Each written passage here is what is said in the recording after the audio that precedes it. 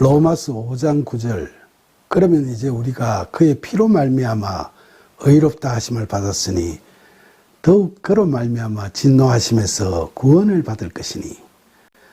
바울은 2절에서 우리가 하나님으로부터 의롭다 하심을 받는다고 하고 하나님으로부터 구원을 받는다고 수동태의 동사를 쓰므로써 우리의 의지와 노력으로 되는 게 아니라 하나님의 뜻과 은혜에 의해 얻게 되는 거라고 밝히고 있죠. 그리고 2절에서는 말미암아라는 용어가 두 번 쓰였는데 헬라어 원어 성경을 보면 그의 피로 말미암아라는 대목에서는 n이라는 전치사를 써서 그의 피 안에서라는 의미로 표현되어 있고 그로 말미암아라는 대목에서는 디아라는 전치사를 써서 그를 통하여라는 의미로 표현되어 있습니다. 그러니까 주님의 대속적 죽으심의 십자가 보혈 안에서 우리의 죄가 사해짐으로써 우리가 의롭다 여기심을 받게 되었고 예수 그리스도를 통하여 즉 그분의 믿음을 통하여 우리가 하나님 앞으로 나아감으로써 구원을 얻게 된다고 이야기하고 있는 거죠. 그런데 5장 1절에서는 믿음으로 의롭다 하심을 받았다고 했는데 여기서는 예수님의 피 안에서 의롭다 하심을 받았다고 하죠. 이건 전자는 우리의 측면에서 이야기하는 거고 후자는 예수님의 측면에서 이야기하는 거라고 볼 수 있죠. 그리고 더욱 그로 말미암아라는 대목은 더욱 그를 통하여 구원을 받는다는 것이니까 예수님께서 화목제물이 되어 우리가 하나님께 구원을 받는다는 걸 강조하고 있다고 할 수 있겠죠. 로마서 5장 10절 곧 우리가 원수 되었을 때 그의 아들의 죽으심으로 말미암아 하나님과 화목하게 되었은즉 화목하게 된 자로서는 더욱 그의 살아나심으로 말미암아 구원을 받을 것이니라.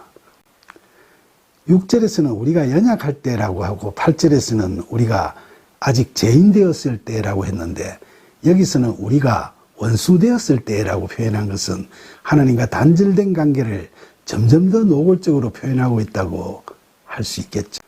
우리가 원수 되었다는 건 쌍방 모두 상대를 원수로 생각한다는 의미가 있죠. 그러니까 사람들이 하나님을 믿지 않을 때에는 불신앙, 불신종의 단계를 넘어 적대감까지 느끼는 경우도 있다는 거고 하나님께서도 그처럼 경건하지 못하고 불의한 자들에게 진노하심이 있다는 거죠.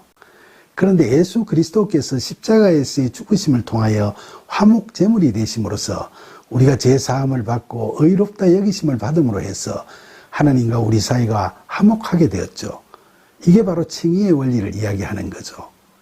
그런데 본절 후반부에서는 화목하게 된 자, 즉 칭의를 받은 자로서는 더욱 그의 살아나심으로 말미암아 구원을 받는다고 바울은 이야기하죠. 여기서 말미암아는 헬라어로 전치사 n이 쓰였으니까 원어 성경에 이 대목을 직역하면 그의 생명 안에서 구원을 받는다라고 번역할 수 있겠죠.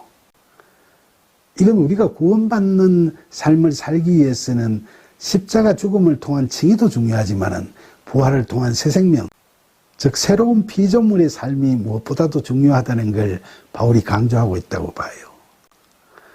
이런 바울의 생각은 고린도전서 15장 14절에 그리스도께서 만일 다시 살아나지 못하셨으면 우리가 전파하는 것도 헛것이요 또 너희 믿음도 헛것이며 라는 말씀과 17절에 그리스도께서 다시 살아나신 일이 없으면 너희의 믿음도 헛되고 너희가 여전히 죄 가운데 있을 것이요 라는 말씀에서도 잘 읽혀지고 있죠.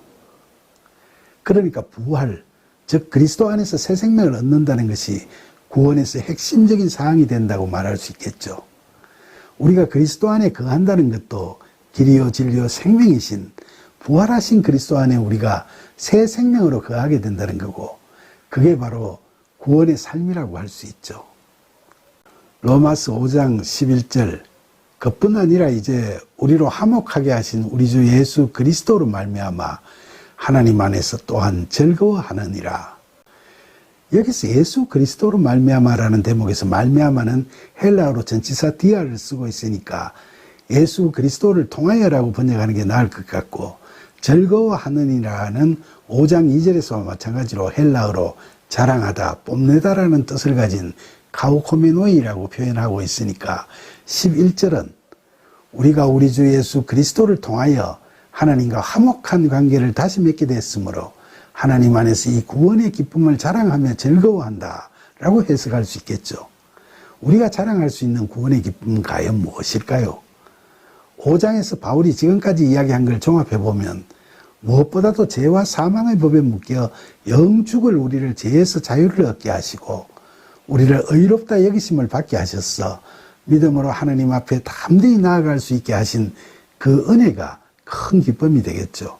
또한 환난 중에도 하나님의 보좌 앞에 나아가 계속 기도하는 인내와 연단의 과정을 거치면서 구원의 소망을 품게 하시고 그 소망이 자력 구원의 소망이 아니라고 부끄러워하는 게 아니라 오히려 자랑스러워하도록 우리 마음에 부어지는 하나님의 사랑이 더 큰 기쁨이 됩니다.